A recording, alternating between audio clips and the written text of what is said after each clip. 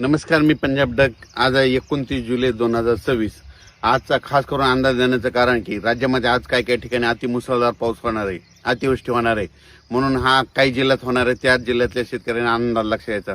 सगळ्यात महत्त्वाचा मुसळधार कुठं पाऊस पडणार आहे तर सगळ्यात महत्त्वाचं चंद्रपूर जिल्हा, नागपूर जिल्हा, भंडारा जिल्हा, गोंदिया जिल्हा, यवतमाळ जिल्हा, वाशिम जिल्हा, त्याच्यानंतर हिंगोली जिल्हा, त्याच्यानंतर परभणी जिल्हा, नांदेड जिल्हा, त्याच्यानंतर इकडं अमरावती, अकोला, बुलढाणा, त्याच्यानंतर जळगाव, संभाजीनगर, जालना, नंदुरबार, धुळे, मालेगाव, नाशिक आणि ह्या पट्ट्यामध्ये काय होणार आहे 29, 30, 31च्या दरम्यान काही ठिकाणी अतिमुसळधार पडणार आहे, काही ठिकाणी अतिवृष्टी होणार आहे. म्हणून हा अंदाज लक्षात यायचा.